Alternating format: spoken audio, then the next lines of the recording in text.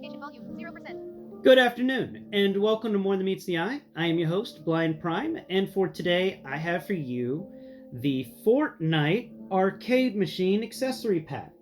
So here it is. It is a 1/12 scale arcade machine. It is a little short, but overall it's a pretty cool piece. I really like it, especially since right now you could still pick up a Marvel Legends arcade, and now you have an arcade machine to go with it. And there's a Jubilee coming out soon, so you can get an arcade machine to go with your Jubilee. There's plenty of things you can do with this arcade machine. Here I got G.I. Joe Classified Series Scarlet as an idea on measurement for this on height. So there we go. She can stand there. Looks all right. We can get her head twisted a little backwards. Here's a side-by-side comparison. This arcade machine's pretty neat. It's not much. It comes with this arcade. It's all plastic. And you get 3 accessories. You get a grenade, a sniper rifle, and a plunger missile. I don't know what happened to the plunger missile. I put it here on this table yesterday so that I could show it off today, and it's gone. So I went looking for it, and all I found was Creeper, which I lost Creeper a while ago, so that's really cool. But here's a comparison. Creeper stands about to the height of the buttons on the machine. Creeper can't play. Creeper's upset. He can't play the arcade. Let's get the Lego pad out and talk about it. Let's see. Here we go. Lego pad. Do the height. Y'all get an idea on this thing's height. It stands at a height of 17, 18, 19, 20, 21 studs tall. And the arcade machine controls are down here. And they are at the 10 stud height on the chart. So there you have it. Oh, also width-wise, discuss that. Oh no, I dropped something. We're about to talk about what just fell off the back, and that one always falls off the back, so I'm just going to set it off to the side. We'll talk about its length. Its length right here. We're going to go right there. We get 1, 2, 3, 4, 5, 6, 7, 8. 8 studs wide, long. Oh, no. And it's a few studs deep. Let's see. Well, it's 8 studs deep by 8 studs wide. Nice. So it's a square. It's 8 studs by 8 studs. There you go. And we get our Scarlet out here. She was playing the video games. We get a nice comparison of Scarlet here. She could play the video game there. And then for another toy, I have Toy Biz's Gambit here. And Gambit can also stand here and kind of play the game. Gambit has to bend down a bit because Gambit's really tall. And the game controls are a little shorter for your taller figures.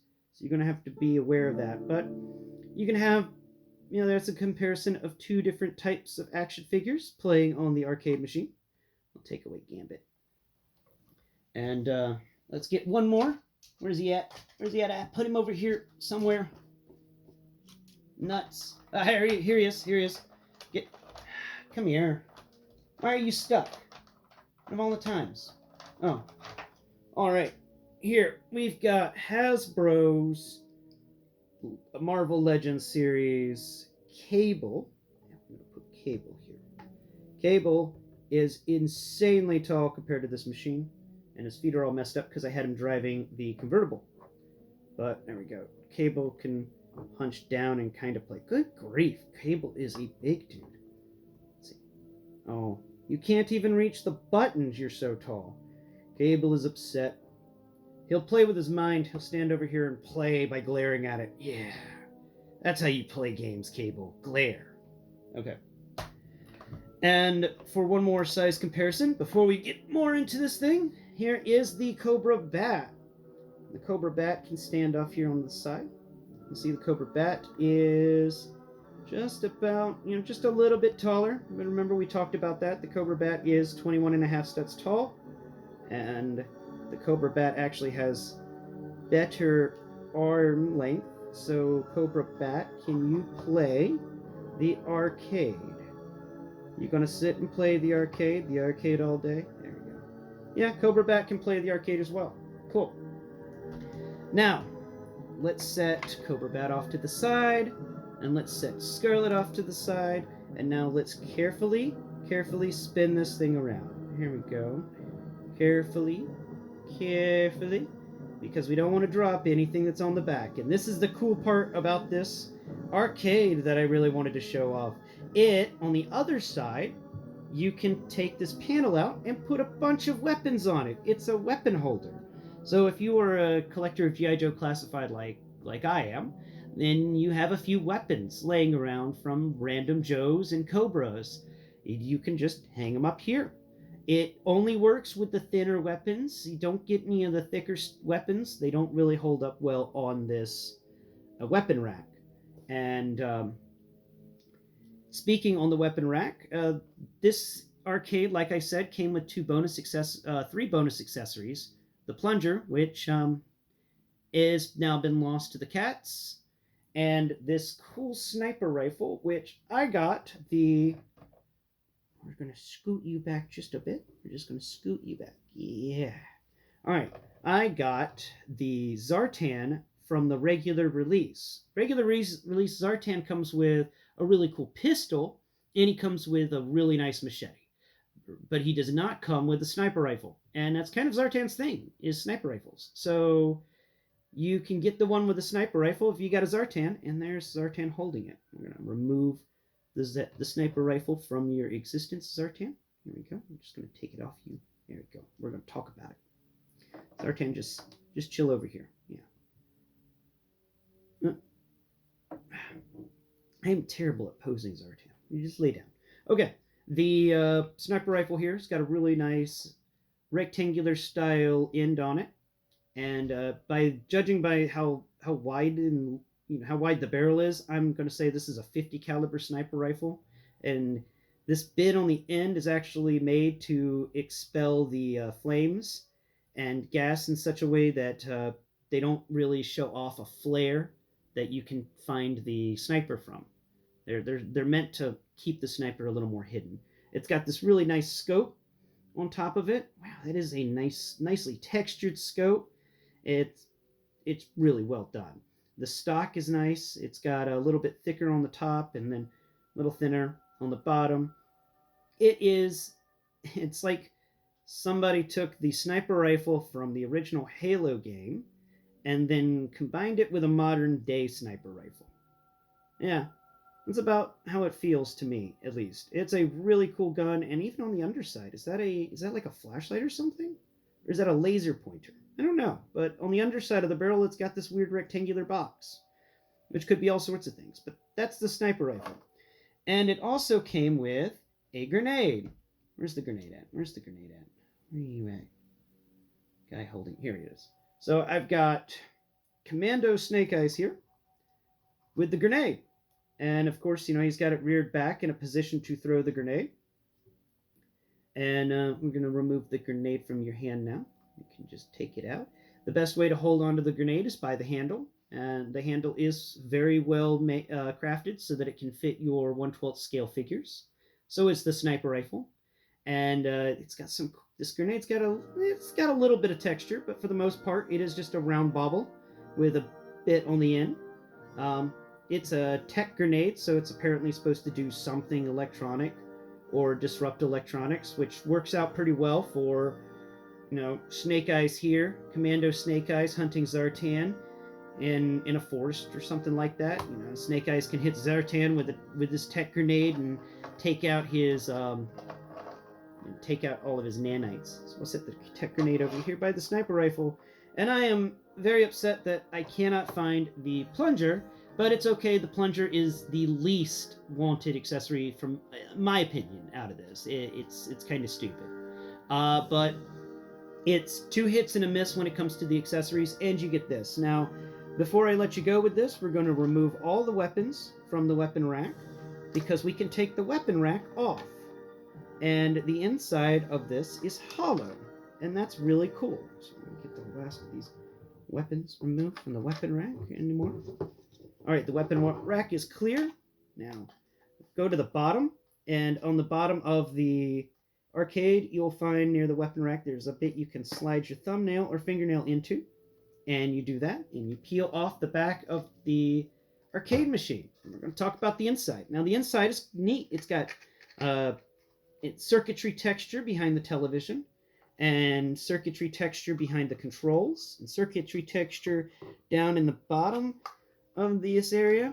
No circuitry texture on the walls, but the walls are also, they've got these little slits in them and stuff, and I have a feeling you can hang more stuff up in here if you had the inclination to, like if you took a piece of plastic board, you can slide it on top of these little bars they have on either side here, which would make it pretty, getting it away from the camera, would make it where you can have shelving in here. It's easy to set up shelving inside of this thing, so you can carry some of the weirder accessories that your 1/12 scale figures may come with, including, you know, things like this burning money that came with Destro. You know, I can set it in there. If I had a shelf, a little plastic shelf built, I could put it right there on the shelf. And it's not going to take much to get a little plastic shelf made or a cardboard shelf. You just need to fold a cardboard box in such a way that it will fit in there. And then make sure that you can shut this. Now, it's designed in such a way that you can shut it this way with the weapon rack facing inwards. And when you do that, though, you remove a lot of the storage capabilities inside this, because that's a pretty tight fit in there. And when you click this into place, usually all the weapons are going to fall off. You know, the moment you pick this thing up wrong, all the weapons are going to fall off. But it is good for transportation. Like if you're moving or something like that, this is a great container to carry a bunch of weapons in, because you can hang them up all on the rack and then spin it around and shove it in, and if they fall off, they fall off, but at least you know they're all going to fit in there. And it's got enough room in the bottom to store some extra heads. And it's made of some good plastic. Like this back panel is really thick, and it's obviously a couple of panels, you know, glued together, but it's thick. It's got some heft to it. It's got some weight to it. This thing cost you $12 at the store right now. $12. And for the accessories, you know, I'd pay a couple of bucks for those accessories. They're pretty nice. But the storage and the quality of the plastic here is pretty amazing. And the only negatives I have on this is that the packaging they put this in. That's where I have problems with this arcade machine. The 1/12 scale arcade machine is the packaging. They have it where everything's covered in a box except for these little controls. Now these controls, they're not posable. These little joysticks, you would think that they were like ball joints or something, where you could just move them around a little bit, but they're not. And many people in the stores have been taking these and breaking these things off trying to play with them. And so you'll find a lot of these arcade machines with broken joysticks. And they could have just done a box that covered the entire arcade machine, and then you would just have an arcade machine in there. But they didn't do that. They instead left a huge cutout in the box and allowed people to get in there with their hands and break things, and that really sucks. But overall, that's the Fortnite arcade machine. I recommend it to any collector, especially those collectors who have X-Men Legends arcade, or other collectors who are trying to build little cityscapes and maybe have a gas station in their 1/12 scale city, and they want an arcade machine in the gas station, like they used to have a lot in the old times, or things like that. But I think that's enough for now. I hope you've enjoyed the show, and please tune in next Prime as we will discuss more action figure and action figure related materials. Bye bye for now.